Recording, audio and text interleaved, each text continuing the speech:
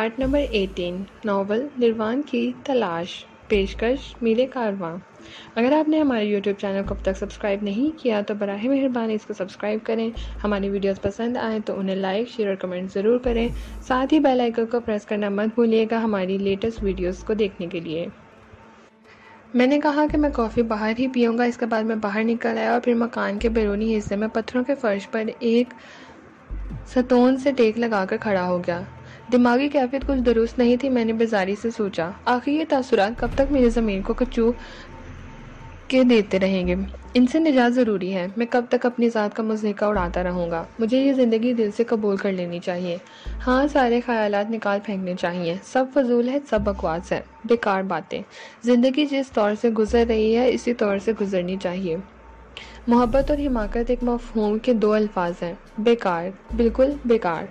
Mister سیسرو پوچھتے لیزارا کی آواز سنائی دی اور کافی کی سوندھی سوندھی خوشبو ناک میں گھسنے لگی۔ میں نے پلٹ کر دیکھا، لیزارا ہاتھوں پر کافی کی ٹرے لیے کھڑی تھی۔ میں نے اس سے کچھ نہ کہا، خاموشی سے اسے گھورتا رہا۔ لیزارا چند قدم آگے بڑھی اور میرے قریب پہنچ گئی۔ اس کی سفید آنکھیں چمک رہی تھیں۔ اس نے بھی اس کے منہ سے کچھ نہ کہا اور خاموشی سے میری آنکھوں میں آنکھیں ڈالے کھڑی ہو گئی۔ موٹے، معمولی لیکن گرم کپڑے کے اسکرٹ میں ملبوس، سر پر سردی سے بچاؤ کے لیے باریک کپڑے کا مخصوص انداز کا اسکارف باندھے، وہ بہت پیاری لگ رہی تھی۔ میں نے ایک نگاہ اس کے پورے بدن پر ڈالی، اونی کپڑے کے نیچے چھپے ہوئے بدن کو تصور کی نگاہوں سے دیکھا۔ دودھ کی طرح سفید، نرم اور گداز بدن، گرم گرم، جس پر سے نگاہیں پھسل جائیں۔ تب مجھے احساس ہوا کہ لیزارا تو ایک خوبصورت لڑکی ہے۔ اس کے حسین جسم کی لطافتیں ٹھکرانا کفران نعمت ہے، اور میرے قدم بے اختیار اس کی طرف بڑھ گئے۔ تب احساس ہوا جیسے عقب سے گردن میں کوئی موٹی زنجیر آ پھنسی ہو، گردن پیچھے کی جانب کھینچنے لگی، تکلیف ہونے لگی اور پھر میرے منہ سے ایک عجیب سی آواز نکل گئی۔ لیزارا نے منہ سے کچھ کہے بغیر کافی کی ٹرے آگے بڑھا دی، لیکن میرے ہاتھ نہ اٹھے۔ میری گردن بدستور کھینچ رہی تھی۔ کچھ نادیدہ ہاتھوں نے مجھے روک لیا۔ میں جاننا لگتا تھا کہ ان ہاتھوں کا کوئی وجود نہیں ہے، غیر میرے ہاتھ صرف میرا احساس ہے۔ اور پھر میرے کانوں میں سرگوشیاں گونجی۔ نواز، راجہ نواز عسکر، میں زندہ ہوں، ابھی میں زندہ ہوں۔ خود کو بھول گیا ہے تو؟ میں تجھے نہیں بھولا ہوں، میں تجھے نہیں بھولا ہوں۔ تو نے خلوص دل سے اسے بہن کہا ہے، یہی کہا ہے شان ہے مردوں کی۔ کیا صرف اتنی سی وسعت ہے تیری شخصیت میں؟ اور میرے بدن میں سردی دوڑ گئی، میرا پورا وجود کانپ اٹھا۔ اوہ، میں کیا سوچنے لگا تھا، کیا ہو گیا تھا مجھے؟ ممتا بھری آنکھوں میں بے بسی اٹھی، آنسوؤں میں ڈوبی ہوئی آنکھیں لٹی ہوئی بیٹی کو دیکھ رہی تھی۔ غلطی میری ہے لیزارا، بھول مجھ سے ہوئی ہے، تو بے قصور ہے۔ میں نے اسے اچھا انسان سمجھا، لیکن وہ مسٹر سیسرو، لیزارا کی لرزتی ہوئی آواز ابھری۔ ہاں، میں چونک پڑا۔ کیا سوچ رہے ہیں مسٹر سیسرو؟ کچھ نہیں لیزارا، کافی لیجیے۔ ہاں۔ میں نے کافی کی پیالی اٹھائی۔ دیکھ لیجیے ٹھنڈی تو نہیں ہوئی؟ نہیں، میں نے جلدی سے کافی کے کچھ گھونٹ بھر لیے۔ لیزارا خاموشی سے کھڑی رہی، پھر اس نے پلٹ کر دیکھا، خوش ہونٹوں پر زبان پھیری اور پھر وہ لرزتی ہوئی آواز میں بولی، مسٹر سیسرو، کیا بات ہے لیزارا؟ آپ آج بھی وہاں جائیں گے؟ کہاں؟ خیموں میں، آوارہ گردوں کے پاس۔ ہاں، کیوں؟ بس لیزارا، تم سمجھنے کی کوشش کرو، ہم اتنی جلدی اپنی عادتیں ترک نہیں کر سکتے۔ میں نے سنبھلتے ہوئے کہا، میری جذباتی کیفیت ختم ہوتی جا رہی تھی۔ سنیے مسٹر سیسرو، آپ وہاں نہ جائیں۔ آخر کیوں؟ میں آپ کے لیے چرس یہاں بھی لا دوں گی، تھوڑی دیر کے بعد۔ ممی اور پاپا سو جائیں گے، تب میں چپکے سے باہر، چپکے سے، کسی کو پتہ بھی نہیں چلے گا۔ تم مجھے چرس دے سکتی ہو لیزارا؟ میں نے پوچھا۔ جتنی تمہیں ضرورت ہو، لیزارا بچوں کے انداز میں خوش ہو کر بولی۔ تمہارے پاس کہاں سے آئی؟ ممی سے چھپا کر رکھی ہے۔ آئی کہاں سے؟ نشے میں ڈوبے ہوئے ایک آوارہ گرد کے پاس سے گر گئی تھی، میں نے کسی کو نہیں بتایا۔ تو لاؤ۔ ابھی لائی۔ لیزارا اندر کی طرف دوڑی اور پھر اس نے آنے میں بھی دیر نہیں لگائی۔ اس کے ہاتھوں میں چرس کا ایک بہت بڑا ڈھیر تھا، کم از کم 1.5 پاؤ۔ اوہ، بہت خوب، سب لے لوں؟ لے لو، اس نے خوشی سے کہا، اور میں نے چرس لے کر لباس میں چھپا لی۔ پھر میں آہستہ سے بولا، لیزارا۔ یس مسٹر سیسرو۔ سنا، میں اس چھت کے نیچے چرس نہیں پیوں گا۔ لیزارا چونک پڑی۔ ہاں، میں نے ممی سے وعدہ کیا تھا۔ لیکن ممی تب سو جائیں گی۔ ہاں، لیکن ان کا اعتماد جاگتا رہے گا۔ پھر مسٹر سیسرو، مجھے ان کے پاس جانے دو لیزارا۔ نہیں، ہرگز نہیں، آپ سمجھتے نہیں، میں کل پوری رات سو نہیں سکی۔ آخر کیوں؟ ارے ان کے ساتھ عورتیں بھی ہیں۔ تو پھر وہ اچھی عورتیں نہیں ہوتی مسٹر سیسرو، لیزارا نے کہا۔ لیکن میں کچھ نہیں کر سکتا، تم وہاں نہیں جا سکتے، سمجھے؟ تم وہاں نہیں جا سکتے۔ لیزارا کا لہجہ جانے کو کیا ہو گیا تھا، لیکن میں اس کے جذبات سے مشتعل ہو گیا۔ بکو مت، لو لے جاؤ اپنی سوغات، لو۔ میں نے چرس نکال کر پھینک دی۔ لے جاؤ اسے، گیٹ آؤٹ۔ اور لیزارا ساکت رہ گئی۔ میری آواز کافی تیز تھی، تب میں نے دیکھا لیزارا کی آنکھوں سے آنسو امڑ پڑے تھے اور امڑتے ہی آ رہے تھے۔ وہ چند ساتھ کانپتی نہیں، پھر اس نے چرس کا ڈھیلا اٹھایا، اسے دونوں ہاتھوں پر رکھ کر آگے بڑھی اور دونوں ہاتھ میرے سامنے کر دیے۔ I am sorry mister Cicero, I am sorry, I am sorry سوری۔ اس نے ڈھیلا میری جیب میں ڈال دیا، پھر وہ تیزی سے واپس مڑ گئی اور چند ساتھ کے بعد میری نگاہوں سے اوجھل ہو گئی۔ مجھے اس کی اس کیفیت سے کوئی دلچسپی نہیں تھی، کوئی ہمدردی نہیں تھی۔ یہ لوگ ایسے انسانوں پر اپنا حق کیوں سمجھنے لگتے ہیں جو ان کے لیے کوئی نہیں ہوتے، جن کا ان سے تعلق نہیں ہوتا؟ خود ان کی اپنی حماقت ہے، کسی کا کیا قصور؟ اوہ، جگہ جگہ فضول لوگوں سے ٹکراؤ ہوتا ہی رہتا ہے۔ کس کس کو سہارا دیا جائے، کس کس کو ذہن میں جگہ دی جائے۔ سب کی اپنی اپنی کہانیاں ہوتی ہیں، سب کے اپنے اپنے افسانے ہوتے ہیں۔ نکل جانا چاہیے یہاں سے، فوراً نکل جانا چاہیے۔ صدارے کہاں رہ گیا؟ میرا دل چاہا کہ زور سے آواز دے کر صدارے کو بلا لیا جائے، لیکن یہ بدتمیزی تھی۔ میں واپس اندر کی طرف مڑا، لیکن دروازے کے اندر قدم رکھتے ہی ٹھٹک گیا۔ لیزارا مسز فورڈ کے شانے سے لپٹی ہوئی سسک رہی تھی اور مسز فورڈ کے سر پر ہاتھ پھیر رہی تھی۔ اس کے گال بھی آنسو سے تر تھے۔ مجھے دیکھ کر وہ چونک پڑی اور پھر بھاری آواز میں بولی، آؤ آؤ میرے بچے، آؤ سیسرو۔ پنٹو کہاں ہے ممی؟ میں نے سپاٹ لہجے میں پوچھا۔ وہ مسٹر فورک سے باتیں کر رہا ہے۔ لیکن میں نے بوڑھی کی پوری بات نہیں سنی اور تیزی سے آگے بڑھ گیا۔ ذہن میں سخت جھنجھلاہٹ تھی، اسی انداز میں مسٹر فورک کے کمرے میں پہنچا جہاں مسٹر فورک اور سردارے کے علاوہ جولیسا بھی موجود تھی۔ تینوں کسی بات پر ہنس رہے تھے۔ میں نے دانت پیستے ہوئے سردارے سے کہا، کیا تم یہی قیام کرو گے؟ اوہ نہیں استاد، کیوں خیریت؟ سردارے بولا، میرے پاس فضول باتوں کے لیے وقت نہیں ہے، فوراً چلو۔ اوہ سوری استاد، سوری مسٹر فورک، اب اجازت دیں۔ ارے کہاں چل پڑے؟ مسٹر فورک اچھل پڑے۔ دریا کے کنارے میرے دوست کا نشہ اکھڑ رہا ہے شاید، پنٹو نے جواب دیا۔ تو آج پھر چرس پی جائے گی، جولیسا لڑاکا عورتوں کے انداز میں بولی۔ سردارے مسکرایا اور سردارے حیرت سے مجھے دیکھنے لگا۔ پھر وہ مسٹر فورک اور جولیسا کو آنکھ مار کر میرے ساتھ باہر نکل آیا۔ چلیں استاد؟ اس نے پوچھا، لیکن میں نے اسے کوئی جواب نہیں دیا۔ میں باہر نکل آیا اور پھر میں نے لینڈ روور سنبھالی اور اسے سٹارٹ کر دیا۔ سردارے پھرتی سے لینڈ روور پر لٹک گیا، ورنہ وہ یہیں رہ جاتا۔ بہرحال وہ خاموشی سے دروازہ کھول کر اندر آ بیٹھا اور میں تیزی سے خیموں کی طرف بڑھنے لگا۔ میں نے مجھے مڑ کر بھی نہ دیکھا جہاں اولیورا تھا۔ جولیسا اور مسٹر فورک حیران کھڑے دور ہوتی ہوئی لینڈ روور کی عقبی روشنیوں کو دیکھ رہے تھے۔ چند ساتھ کے بعد ہم خیموں کے نزدیک پہنچ گئے۔ لوسیا، ایلس، مائیکل اور ایڈی لینڈ روور کی آواز سن کر ہی باہر نکل آئے تھے۔ ان کے حلیے بدلے ہوئے تھے، سب کے جسم پر لباس تھے اور گرم کپڑے تھے۔ ایڈی اور لوسیا کافی خوبصورت لگ رہی تھیں۔ جو ہی ہم گاڑی سے اترے وہ ہماری جانب لپکیں۔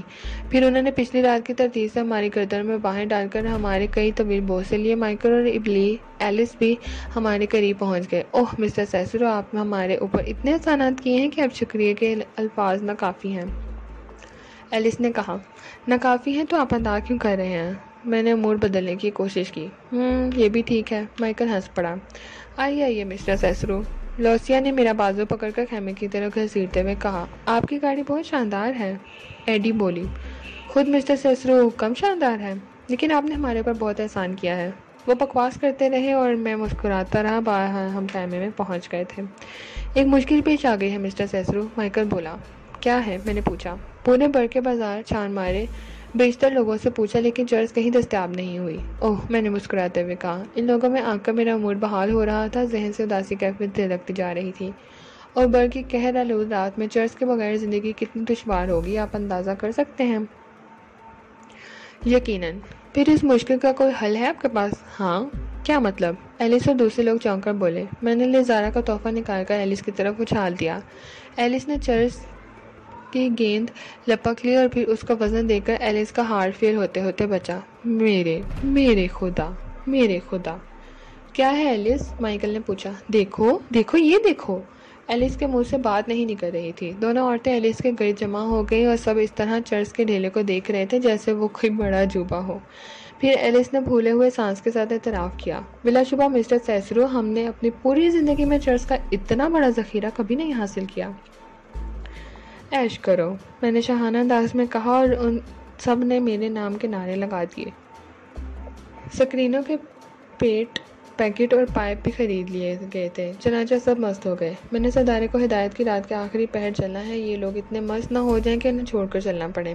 او استاد، میں انہیں ہدایت کر دوں؟ جیسی تمہاری مرضی ہے ایڈی، لوسیا، مائیکل، ادھر آؤ، بات سنو۔ اور سب کے سب کتوں کی طرح دم ہلاتے ہوئے ہمارے سامنے پہنچ گئے۔